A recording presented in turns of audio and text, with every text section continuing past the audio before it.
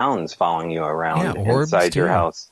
Les Stroud will talk about having a giant invisible hand way down on his chest after a UFO Bigfoot encounter, and his ability not to move. You hear that one a lot, where suddenly you can't move. And it's not so much a demonic, oppressive succubus, incubus kind of thing, or the old hag syndrome or sleep paralysis.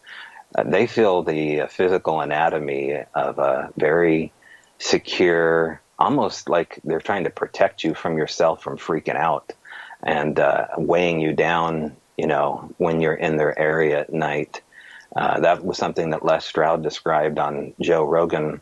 The moment where Ron Moorhead and Scott Nelson were up in the woods in the high Sierras, and Ron broke his ribs, and they went back down to convalesce at the horse camp. Scott wakes up to the sound of one of his. He brought a giant rubber yoga ball, or a little play rubber ball to, I guess, as a test sample for the Sasquatch to see if they do anything with it. So there's Ron convalescing, and he wakes up to the sound of a rubber ball bouncing around the woods. Yeah, that would scare me right there. I don't think a deer or an elk or a bear is going to grab a ball and start bouncing it. No, and then he wakes up to see this rubber ball not bouncing through the woods, but instead sees that one of the horses is taken off its lead, unclipped off of its lead, wedged upside down in between two trees, stiff as a board with its legs straight up in the air, in a trance.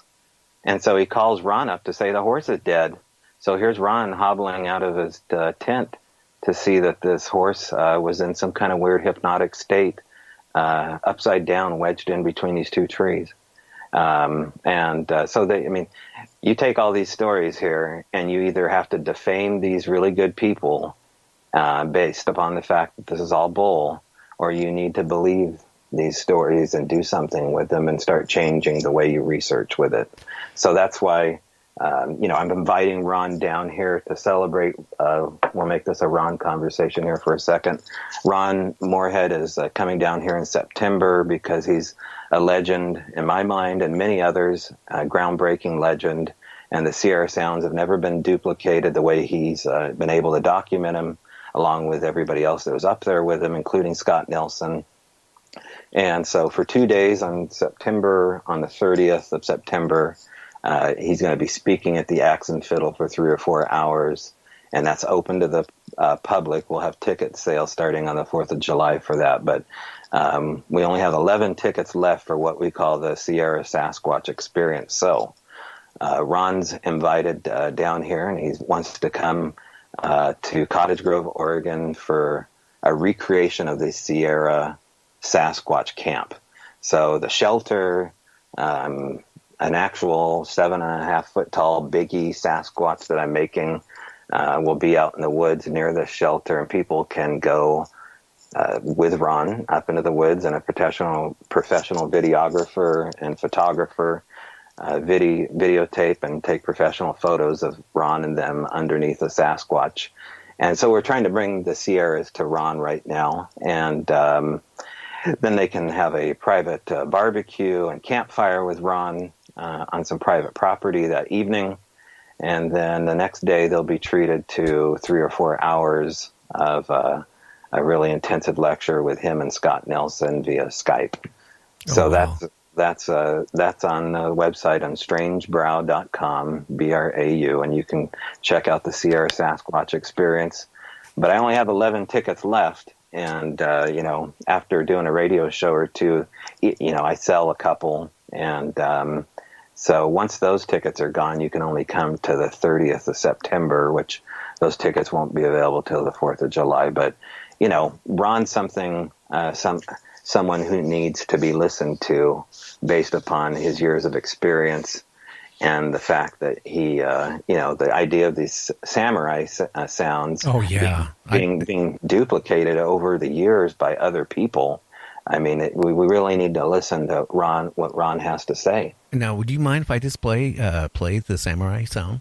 He uploaded him to me. If you got a second and don't mind, I want to play it real quick. Let's do it.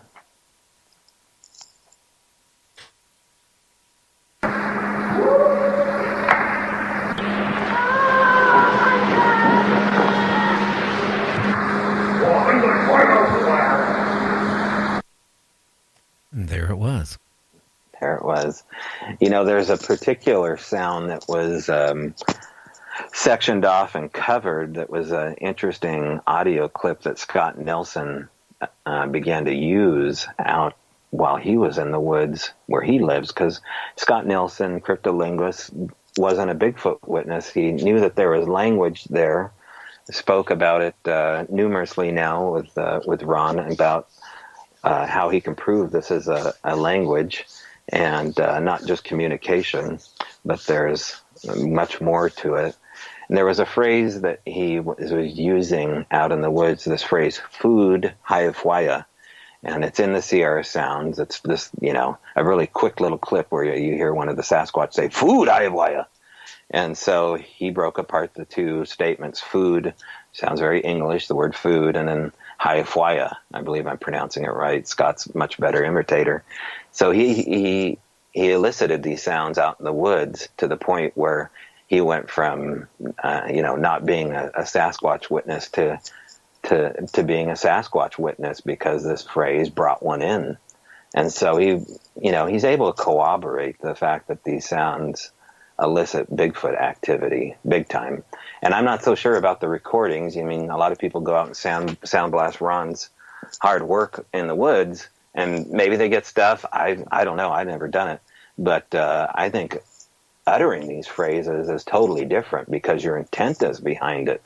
And I think these things are totally geared into your intent and your human experience out in the woods. And so that's how Scott turned into a witness, is by using the Sierra Sound verbally. Well, on top of it, that Ron got into it accidentally, and then he discovered it and then kept going back.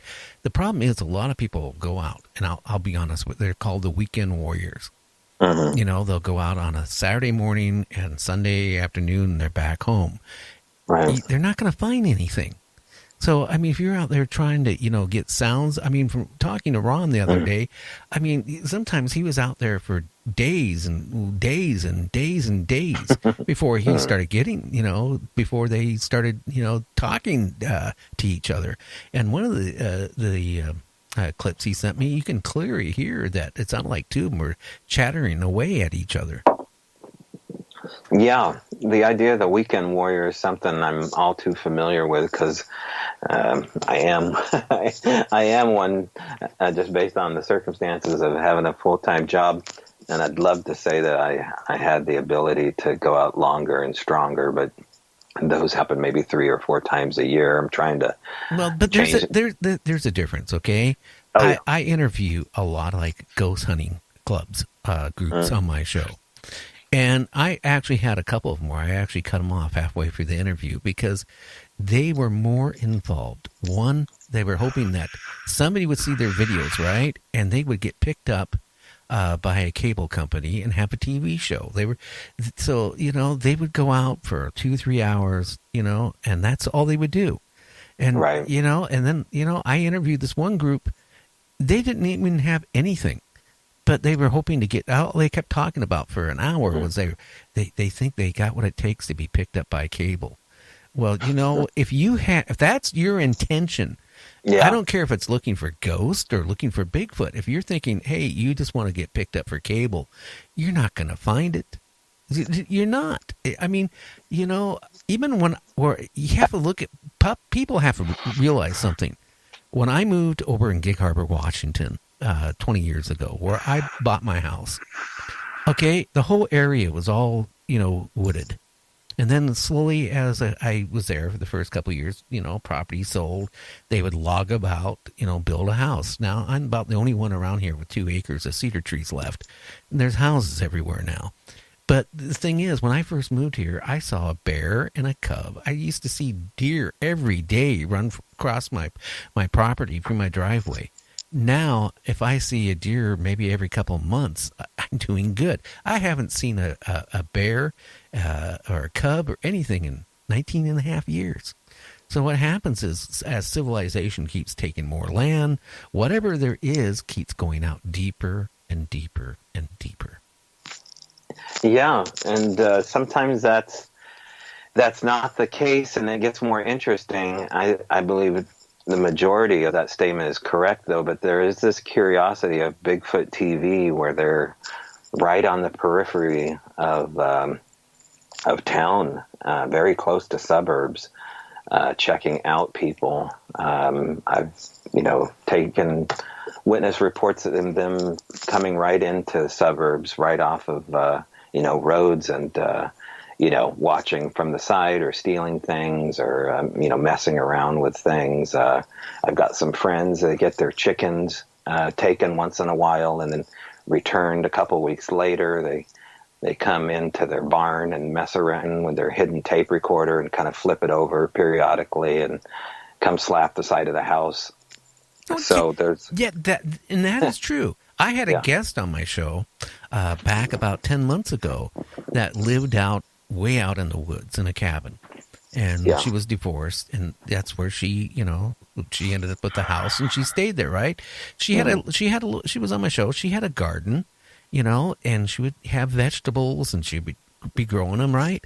And then she'd go out there like the next day, to tend to her garden, find out a lot of the vegetables were pulled out, gone, right. And then all of a sudden, rocks would be at night, started hitting her house and hitting her roof.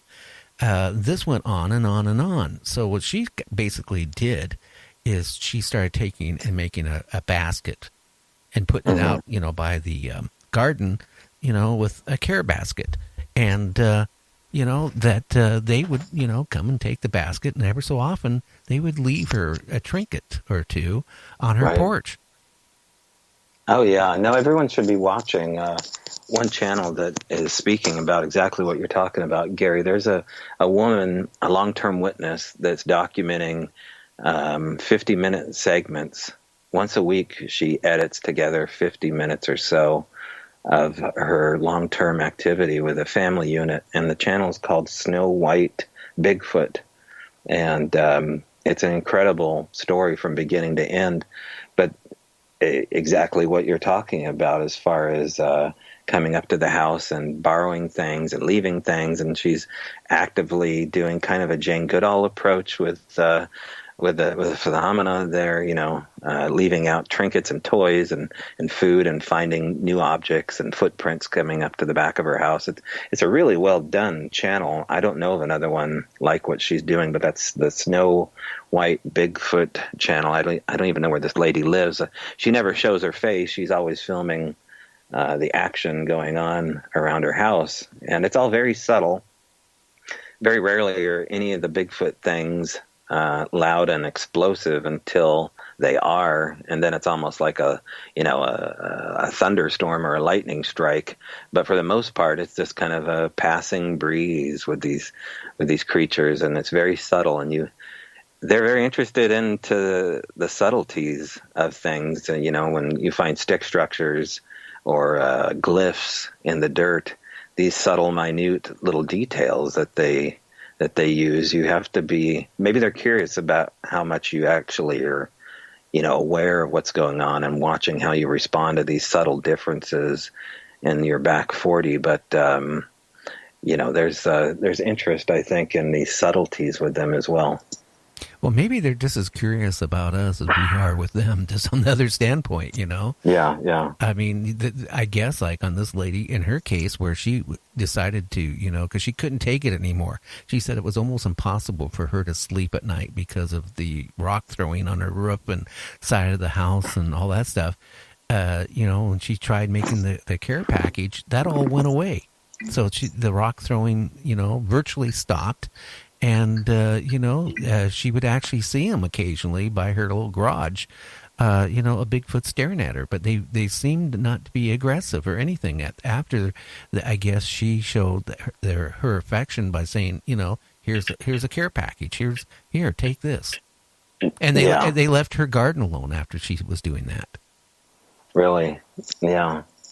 No, it's a fascinating phenomena, getting to know people that are dealing with this daily and how they deal with it, because this can be a really magical, cool experience. For the most part, it's very it's slightly invasive for the fact that they're right in your property.